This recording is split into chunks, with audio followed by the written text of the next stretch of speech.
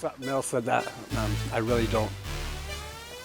He was dirty. Hey everyone, it's Mike Andes, and today we're gonna go back almost a year ago and watch a little bit of this video that I made that has over 1 million views. It was very controversial, and we're gonna break down what's happened to the employee that was featured in this past video. So let me just really quickly set the framework of the story, and then we're gonna jump into what happened afterwards, because it's been quite a ride. So a year ago, literally a year ago almost this week, we went to a property and we're mowing the lawn. Now, on this property, I had two of the media team and we were filming so we can make content for landscape business owners around the country so they can learn about business. Now, while we were doing that, a customer came out, and no, it wasn't staged. The name of the customer was Dell. He came out and he was unhappy about two previous services where the employees, he said, were disheveled looking, their beards weren't well kept, they were dirty, and they were arrogant. And it was everything in my power I could do just to not get mad at him, because I really am annoyed when frontline staff are ridiculed, especially when they're outside working in the blazing heat. Like, this is one of the hottest weeks of the year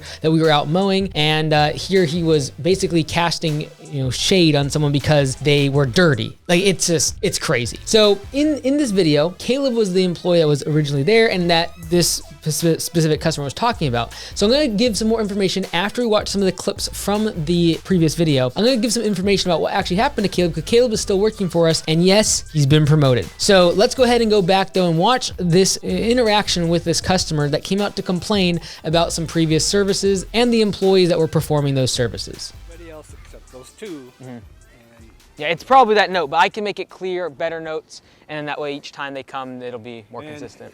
Just something else said that. I really don't. He was dirty. I mean, the guy was filthy. He needed to wash his face. He needed to do something with his beard, and his shirt and his pants were just, he was filthy. Yeah. You know? I don't see any filthy on you guys. These are the video guys. This guy looks familiar. He's been here before. He was learning how to push some more. And he was going, Now, he's been relegated to the camera now. If I was a boss, I would have chewed him out for saying that our guys were lazy. It takes everything in my power not to really go after someone when they say that. Oh yeah. Dell and I are friends now. But I don't really appreciate when people say that guys are lazy and they're working out in the field, especially because I know our guys are on P4P and they're working their butts off all day. So if you saw a guy, which I'm gonna go back and see who was here and what time they were here, but I can almost guarantee it's at the end of a day, so they're dirty. We just went through a bunch of rain, so they were probably a bunch of mud. But to say that people are arrogant and they don't like to work, that was like the brink of me about to be like, oh, actually I'm the boss and I'm gonna let you go as a customer. But we persevered. I don't want to tell them I am the owner, because if I do, next time the guys come, he'll just use my name and say like, oh, the last time the boss was here and said X, Y, and Z. And I don't want that happening.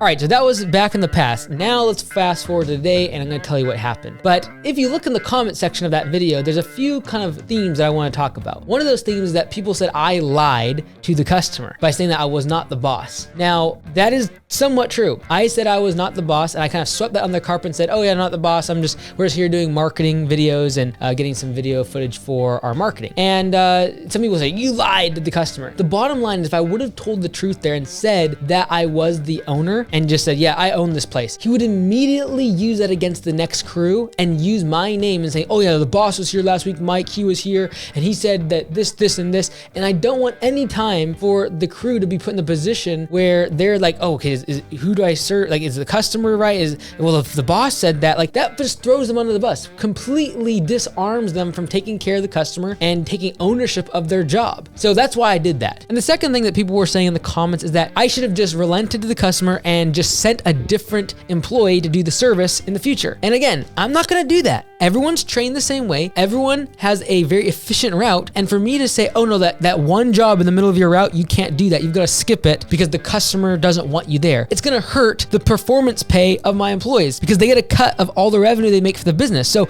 by making them skip a job, it's like inefficient for someone else to come driving all the way in and do that customer's property. Everyone's trained the same. Everyone has the same level of quality and the same standards. And the things that he mentioned in the video weren't really complaints. Like, he said that the ditch wasn't done. Go back and watch the video. The ditch, I literally was shaving a tiny bit off. So it was kind of crazy, in my opinion, some of his complaints. And ultimately, we ended up firing the customer, letting them go. And some people are like, you can't fire a customer. You can only fire employees. Well, he wanted us to service his property, and we said no. So we fired him. And we said, look, if you're not going to like this one employee coming back, then you're going to have to deal with not taking our services at all, and you can find somebody else. And so that's what he did. Other people in the comments were saying that, how dare you blast a customer online? Well, it's funny. It's funny how all of a sudden the customer can blast every single business that they interact with online, say all sorts of negative things, and there's no repercussions. But somehow we as business owners, when people like this that say negative things about our team, are demeaning, calling people dirty that are frontline service workers,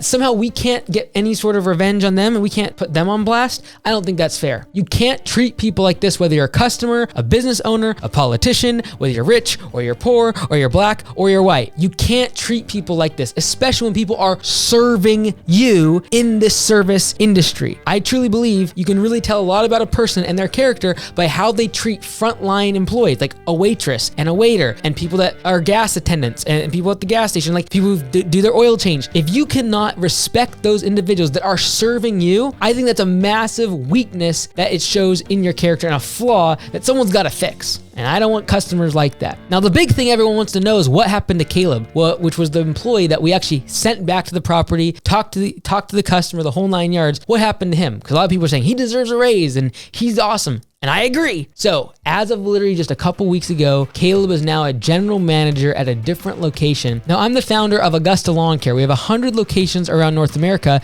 and there was a location about 45 minutes south of the location that was in the video. At this location, we needed a GM, and we literally needed it within a couple days. We had a turnover, and we had to immediately get a new general manager. And so I literally called up Caleb on a Saturday morning, and I was like, hey, do you want a general manager position? And for the whole past year, he's just been working in the field, doing the same thing. But I really started to notice leadership tendencies that Caleb was starting to show and really valuing his contributions in team meetings. He started to really take ownership of maintaining the equipment and the mechanics of all the shop equipment and the tools, and really started to own it, like telling people what they should be doing right and wrong and training other people on that task, and really just taking ownership of his position. And that's what I'm looking for in a general manager. And so I truly believe that someone like Caleb that cares for the customer, cares about the company, and then takes ownership of their position when the opportunity arises, and it might be a spare of the moment like it happened with him, they're the ones that will be promoted, that will be asked to step up to and rise to the occasion because they've been preparing themselves, listening to audible programs and listening to audiobooks and improving themselves and trying to become a leader and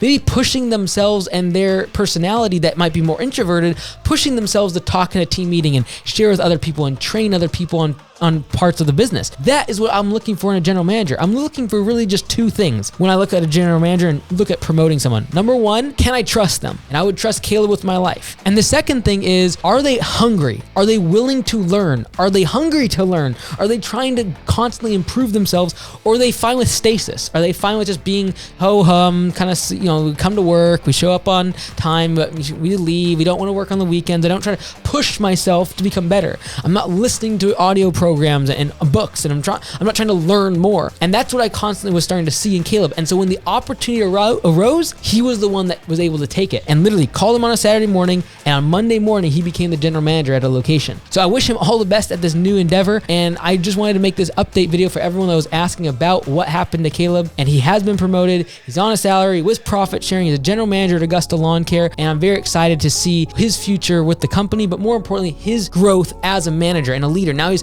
hiring people and interviewing people and working on routing and dispatching. And then just a few weeks ago, he was still out mowing grass. Maybe you're an employee now watching this, you're like, well, what do I do to get ahead? What do I do to get promoted? Do exactly those things. Be consistent. Caleb never showed up late. He never called out. He was always there, dependable. He was there early, getting the office set up, getting the lights, the trucks set up. Everything was ready to go. And he just took ownership of that. And when the time arose, literally over 2 years, he had already worked for us doing the same thing, but being consistent all the time. That's what led to him one day being able to take opportunity when it arose and become a general manager. So if you're looking to get promoted, look for those areas of the business that you can take ownership of, that you can constantly learn and watch YouTube videos, listen to audio programs, and become better and improve your skills. And when the opportunity arises at a company that you might be working for, that's when you can be promoted. That's when you can take advantage. And I wish Caleb all the best. I'm thankful for his service to the company. I'm thankful for all of our team on the front lines. And I hope that the video that has now over 1 million views is a warning to people that treat frontline